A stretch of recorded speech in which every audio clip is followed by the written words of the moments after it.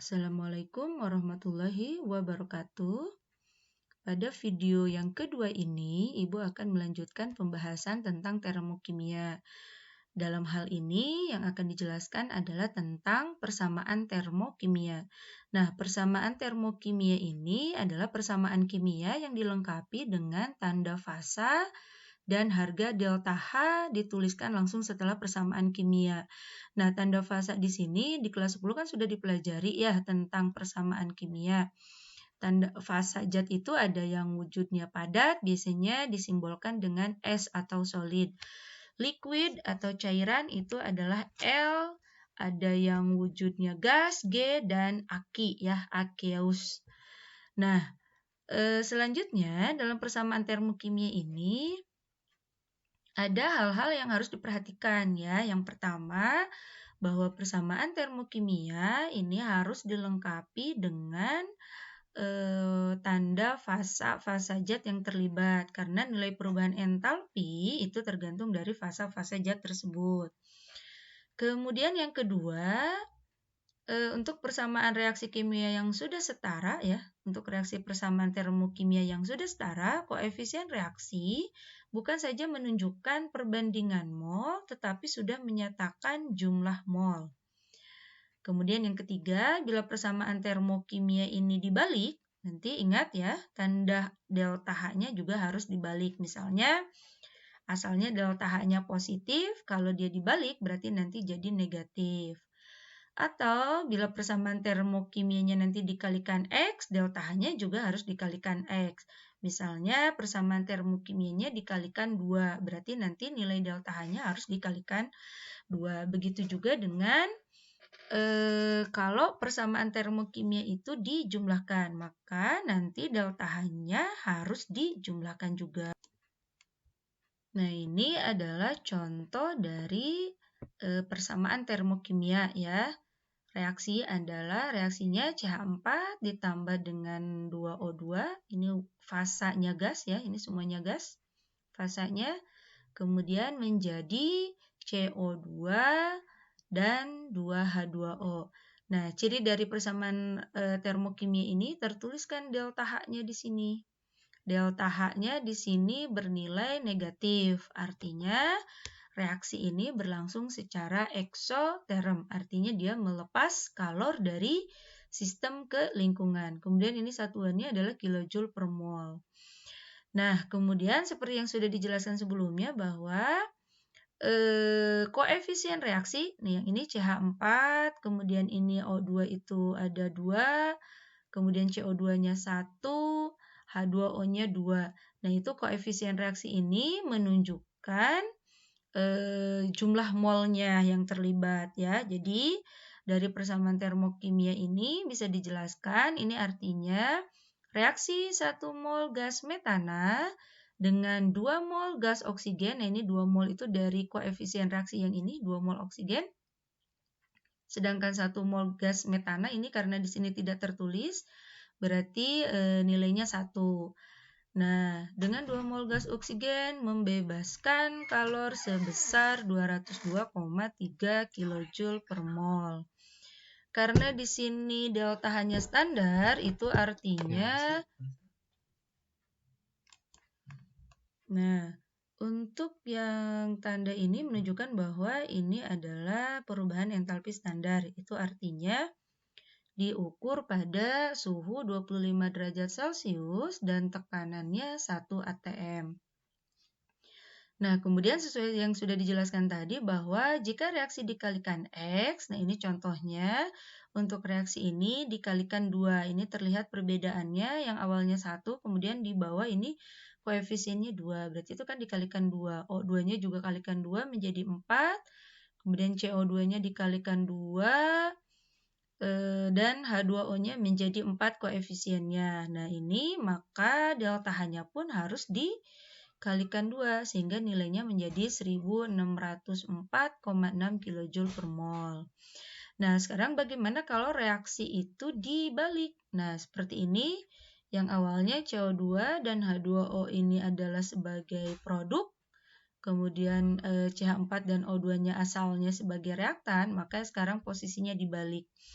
reaktan kemudian menjadi produk ya. Nah, ketika delta H itu dibalik, maka nilai delta H-nya pun berubah nilainya. Yang awalnya negatif, ini yang di atas kemudian berubah menjadi positif. Nah, selanjutnya untuk contoh yang kedua ini, yang berbeda adalah delta H-nya bernilai positif. Bernilai positif itu artinya reaksi ini berlangsung secara endoterm atau sistem menyerap kalor dari lingkungan. Nah, dari reaksi ini terlihat bahwa koefisien C-nya 2, H-nya 2, dan C2H2-nya 1. Maka dapat dijelaskan bahwa reaksi karbon dengan gas oksigen membentuk 1 mol C2H2 membutuhkan kalor sebesar 226,7 kJ per mol.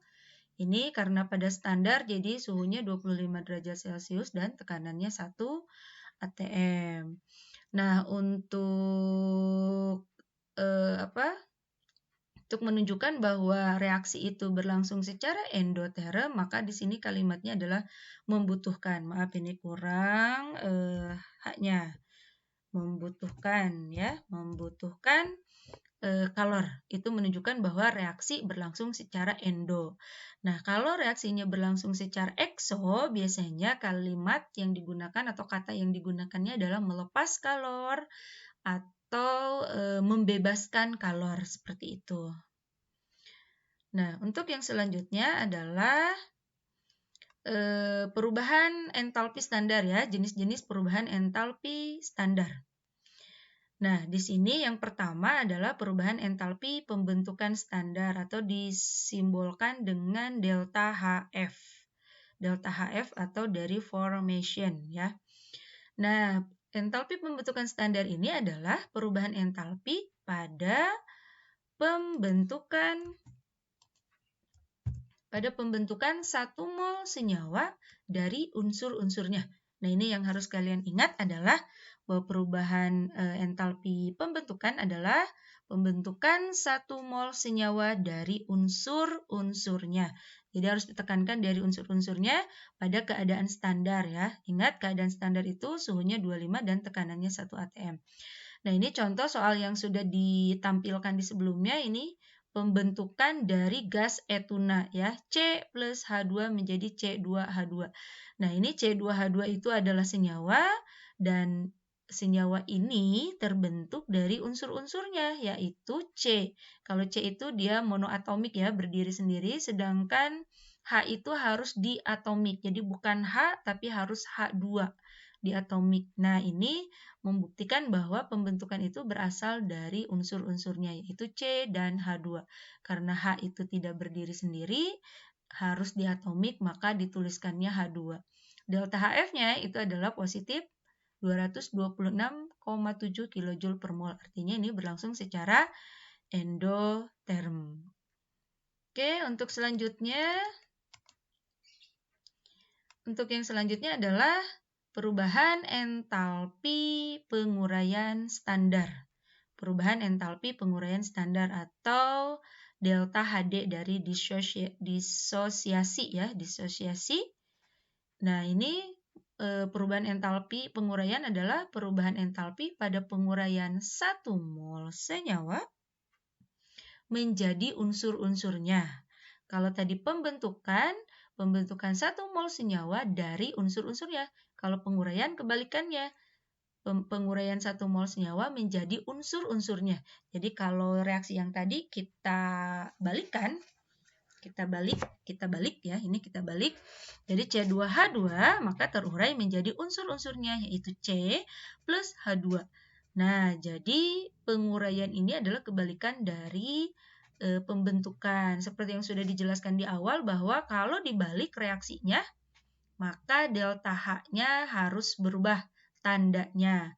Tadi awalnya positif, kemudian di sini berarti menjadi negatif. Karena negatif berarti melepas kalor itu ya. Ini melepas kalor sebesar 226,7 kJ per mol. Jadi tanda negatifnya tidak usah dituliskan lagi karena sudah diwakili oleh kata-kata melepas kalor atau bisa juga dengan membebaskan kalor.